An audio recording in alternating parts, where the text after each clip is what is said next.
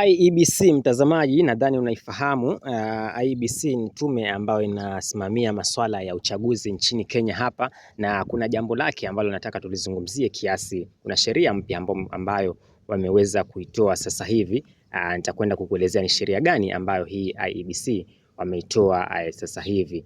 Bwana, kama uko hapo na hujui nitakwenda kukujuza, lakini kabla sijakujuza, ningependa uweze kusubscribe kwenye channel hii ya Siasa Tamu Media ambayo inazidi kuletea taarifa zote za habari ulimwenguni na hata pia nchini tofauti tofauti.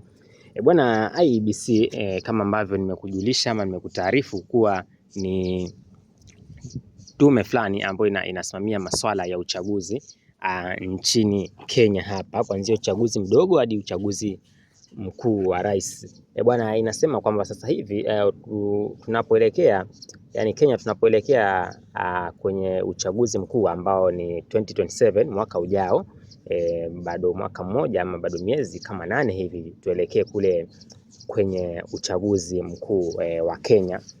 Sasa IEBC imesema kwamba hakuna kupiga picha mahali pale, unapiga kura unaenda nyumbani.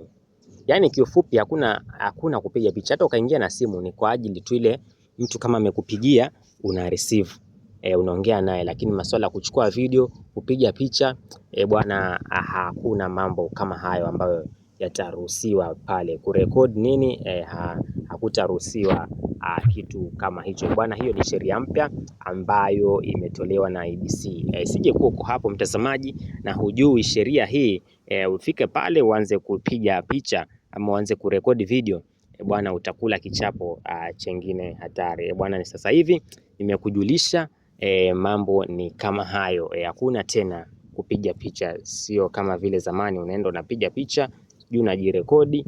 Sasa hivi jambo hilo limeondolewa. Zidi kusubscribe.